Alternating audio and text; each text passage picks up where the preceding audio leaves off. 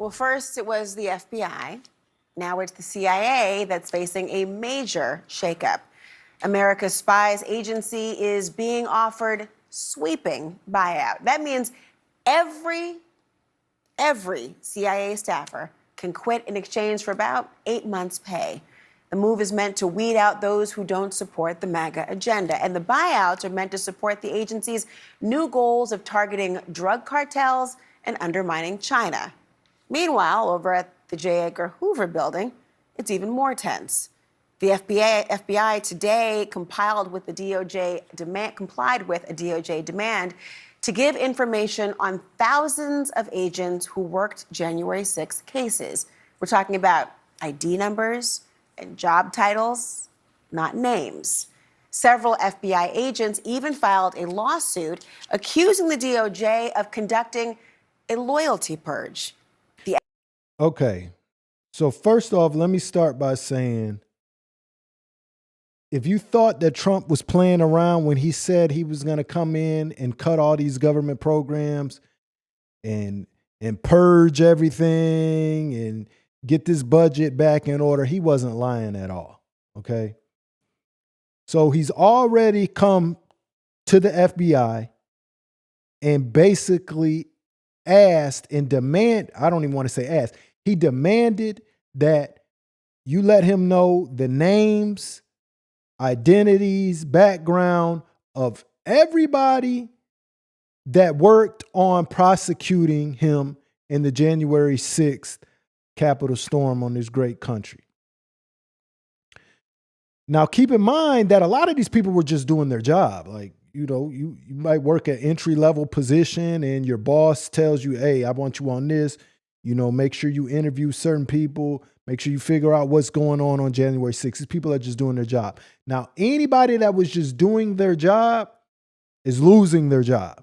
Okay, he's taking that away. All right.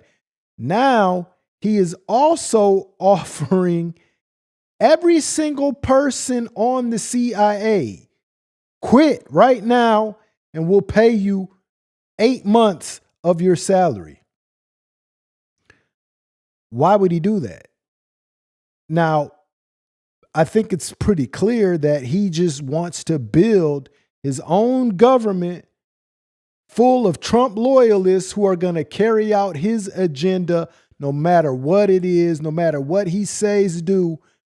If you're working in this new government under this Trump cabinet, you are 100% going to be a do boy, a yes man, a Trump man, a loyalist, no pushback, no thinking for yourself, none of that in this administration. Now, me personally, I'm for some of the cutbacks. I do appreciate some of the transparency that the administration has been giving us. Quite personally, I want to see them go after the IRS. You can leave the CIA, the FBI alone. Because what's scary about that is the FBI has always been independent of any other branch in government. But now under Trump, this is basically Trump's army, Trump's police force. If you get rid of everybody in the CIA, how are you going to combat counterterrorism? I mean, the CIA, those are the people who are in or researching or posted in countries that we don't have a good relationship with. These are all hostile countries. But from what I'm reading with Trump, he wants to pull his people out of these hostile countries and focus on things going on in the Western Hemisphere and with countries that we already have a good relationship with. So it's almost like he likes to use the term witch hunt, but it's almost like he's turning the FBI and the CIA into his own personal witch hunt program is what it seems like to me. Acting director of the FBI, Brian Driscoll, has tried to stand in the way, defending the rank and file and becoming somewhat of a G-man folk hero along the way, with AI memes like this one, celebrating him for pushing back on the agency's purge. But soon, Driscoll will have to face his new boss, the newly confirmed Attorney General Pam Bondi, Don't she look who like begins her something first Trump would full sleep with? day tomorrow. Lots to get to on all So look, these women in Trump's cabinet, in his administration, they all have kind of like a common theme. Pretty, blonde, bitch. It's what it seems like, right? So the head of the FBI right now, Mr. Driscoll, has basically been pushing back. And there's members of the FBI that are basically started a lawsuit saying that, hey, they're kicking us out because we're not Trump loyalists and this isn't fair.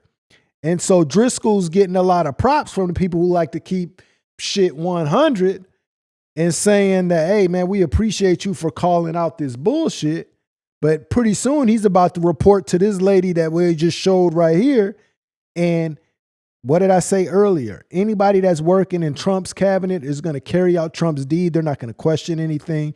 He won't be around very long. This tonight with National Security Attorney Mark Zaid and former top counterterrorism executive at the FBI, Christopher O'Leary, who's currently a senior VP for global operations at the Sufin Group. Thank you both for being here. Chris, let me begin with you. I want to know what your reaction is to now CIA employees, all of them really, being offered buyouts. Combine that with the FBI news, everyone's wondering, is this going to put Americans in danger? Well, Laura, simple answer is yes. Absolutely. So the combination between the FBI and the CIA, those are two of our primary agencies responsible for our national security, whether it's counterterrorism, great power competition, you name it, from head to toe. Those two organizations are what protect America along with the Department of Defense. Eroding the workforce or really getting after the morale and really empowerment of the workforce is going to have a direct impact on national security at every level. It will also have, from the FBI standpoint, a real impact on fighting crime on the streets, which is what this administration says they want to do. But FBI agents and leadership, they run those violent crime task forces around the country with state and local partners. They run the transnational organized crime. All right, so basically, y'all get it, man. You can't have a mass firing like this, getting rid of basically the entire FBI, the entire CIA. How are you going to put qualified people back into these positions without putting our national security at risk? Because you're going to have gaps. You're going to have gaps in bodies to fill. Unless you don't really care about the qualifications, you just care about, are you going to do what I say? I being Donald Trump. So to me, this is all pretty scary. This is all pretty crazy. Let me know your thoughts. Are you worried about this? Do you think it's a big deal?